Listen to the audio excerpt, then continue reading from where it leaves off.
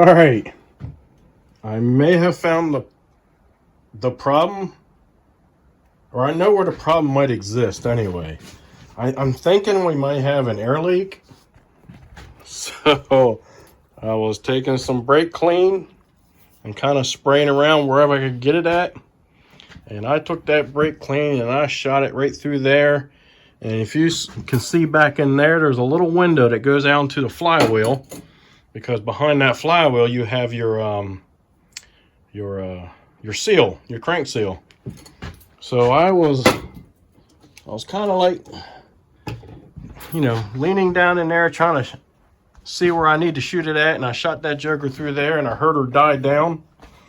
And no sooner it died down, this huge fireball come flying out of there, right in my face.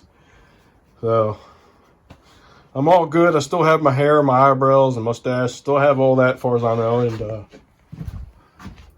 yeah, I still got it all.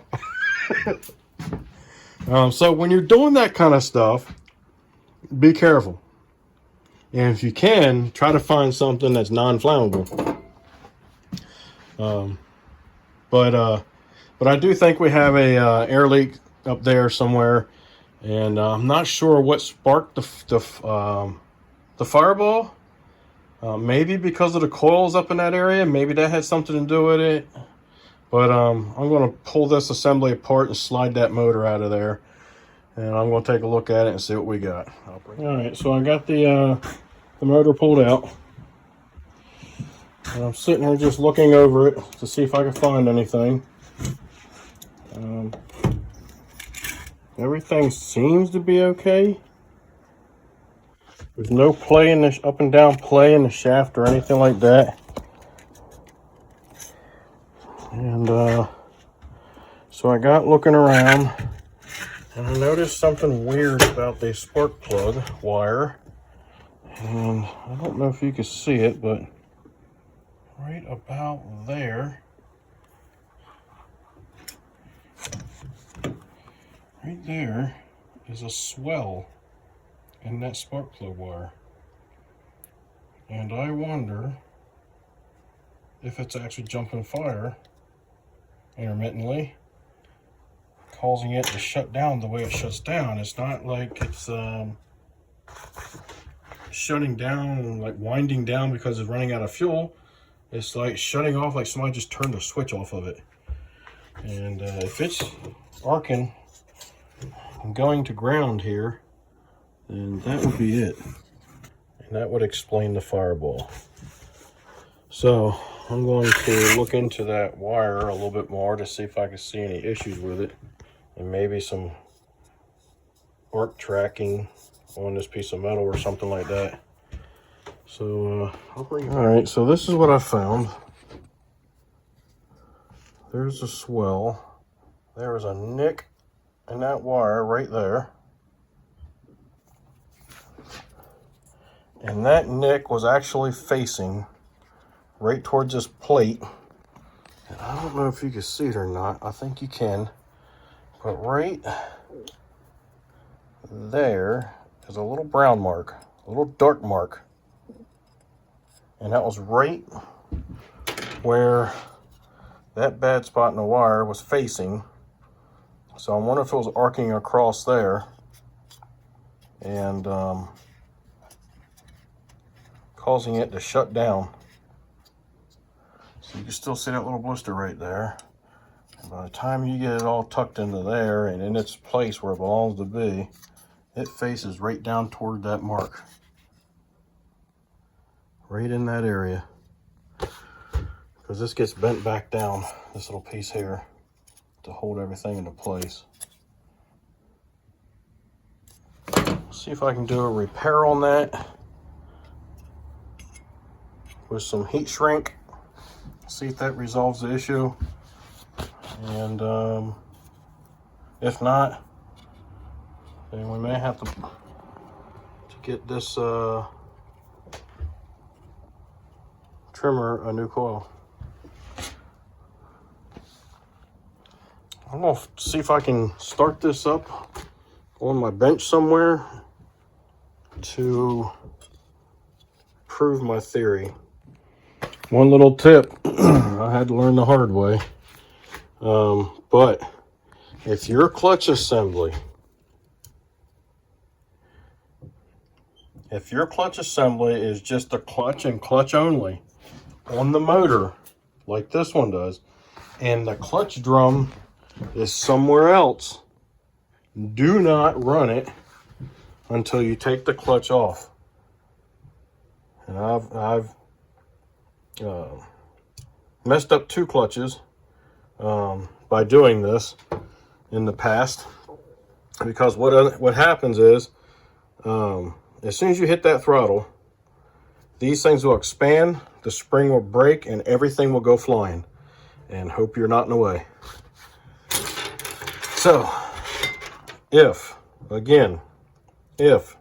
your clutch is attached to the motor, and it's attached to the motor without the clutch drum, do not start it until you remove the clutch, like I have here, because the spring will break and parts will fly. And I hope you're not in the way. I don't want you guys to learn the hard way. All right, so what my plan is to try to get this thing started, and I want to look around, especially in this area, to see if I see that arcing like I think it is, and this thing shutting itself down. This thing is pretty new. It might be a couple years old, maybe.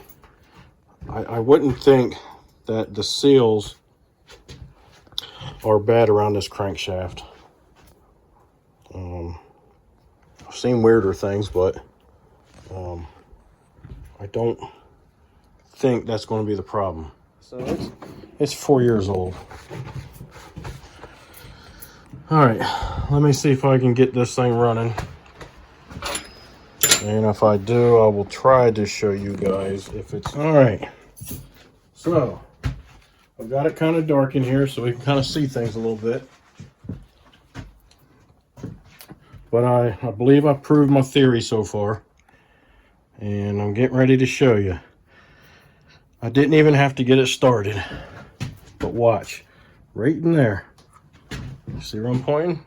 Right in that area, if you just watch. See all that fire?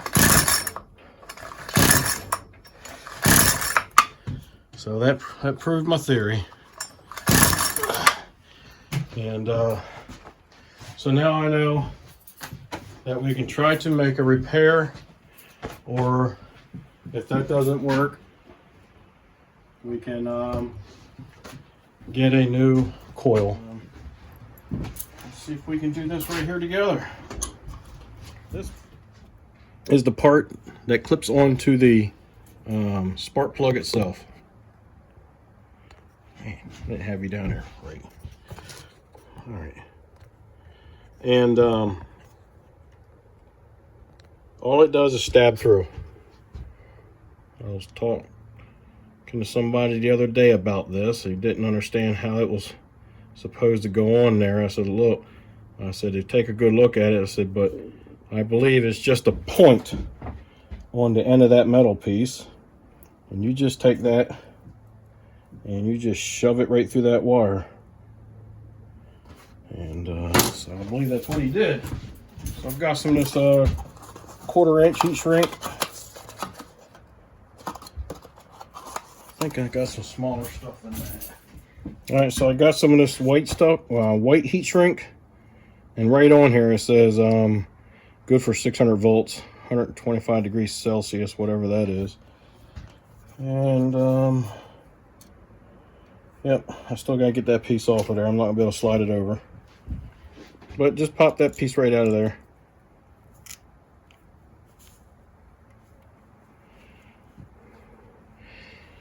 Well, that's the first time I've seen one with the hook bent around like that.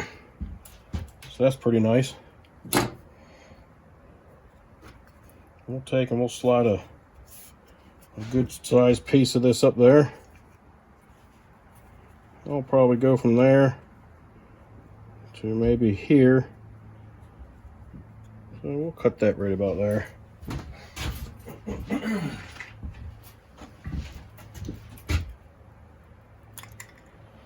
And I try to keep some of this stuff. This came in this into something that was given to me, but I usually buy the soft stuff like this. I usually buy from Harbor Freight.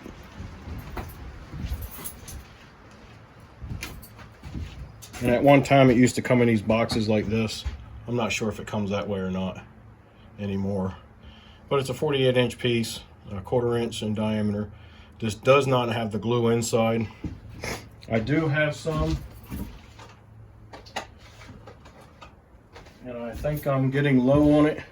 But I do have some that does have the glue on the inside. It's the marine type.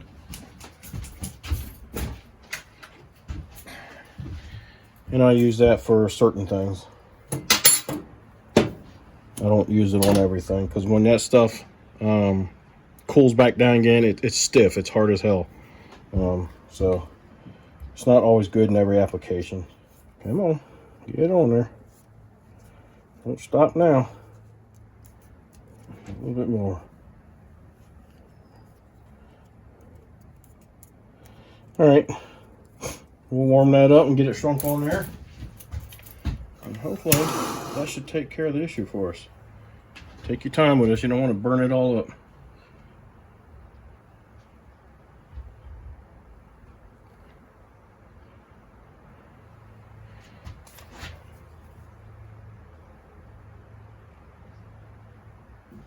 With something like this, don't be stingy with it. Put a nice, good, healthy piece on there. You know, if it's right there, you don't want to put it here and here. You want more than that on there. Don't be stingy with it. Stuff's not that expensive. All right. That should do the trick for us. And that would save the customer a little bit of money on the new coil. Especially if he wanted OEM.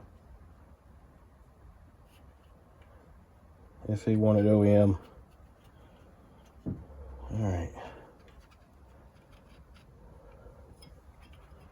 I'll set this back into here, and we'll set it back up here again. We're going to give it a few pulls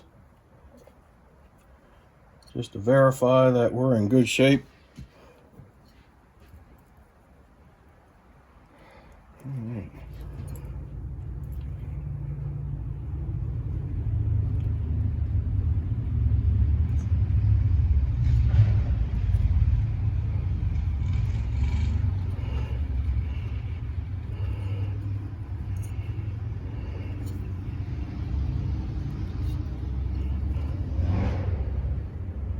There we go. Pop that back on there. It's all snug. And the other thing I don't like is that it kind of lays up against that muffler. Might be able to tweak on this a bit. I don't know. Might see if I have a piece of. This is that it's like a, I don't know, it's a silicone boot that you find on like O2 sensors and stuff. Probably a good idea to put that on there because it lays right up against that muffler. It doesn't seem like we can keep it over there. If we could keep it over there, it'd be all right, but yeah, I think I'm gonna see if I can slide a piece of that over this also.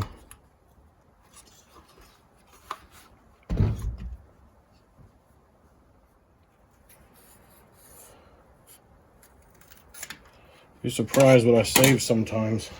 You wouldn't think you would save that off an O2 sensor,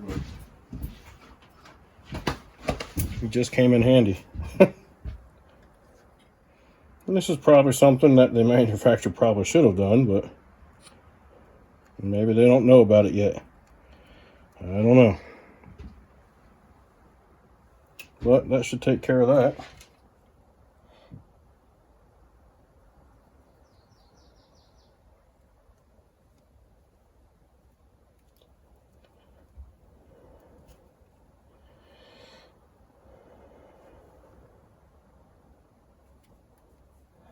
This is going to be a longer video than I intended, but that's okay. Look at all the stuff we found. And I'm tucking some of that heat shield down in here with the spark plug so it will hold it so it won't end up sliding all over the place. And then we'll tuck it into here like so, and then we'll pinch that back. So right there, it should be in good shape. It goes back on no problem. In between, we shouldn't have no more problems with that. Pretty sure I don't need to test this theory, but we'll do it for giggles, right?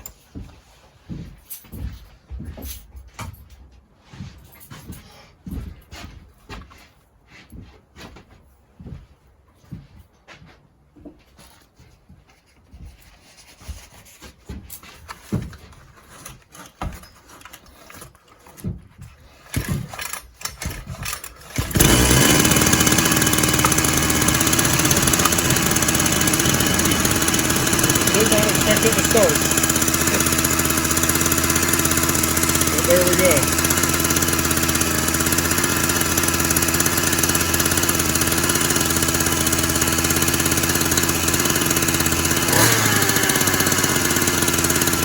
No more.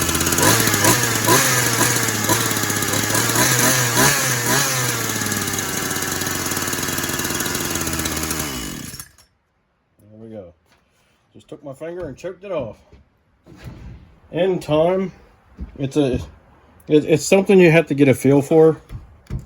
But over time, you'll get the idea of what it sounds like when something's running out of fuel, and what it sounds like when it has a ignition issue.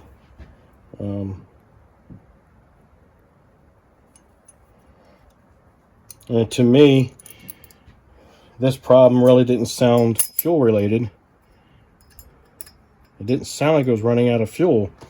It just sounded like that somebody just took and turned the light switch off. Boom, off. That was it. No puttering out or nothing, just boom, off. So that's what made me start investigating around the ignition area. I also, the way I was having to adjust the carburetor to try to get it to run right also, kind of made me think that there might have been an air leak. So that's why I was spraying the brake cleaner around to see if I could find an air leak somewhere.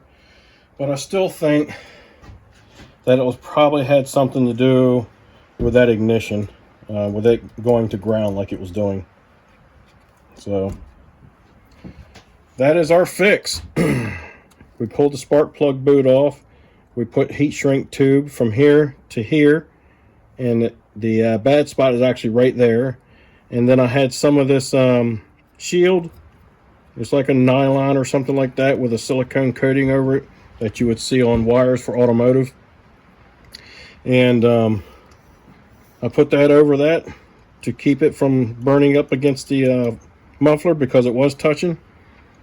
And so that should take care of that. Between the carb kit and that problem, I think we might have this thing fixed. We're going to put this thing back together, and we're going to see what happens.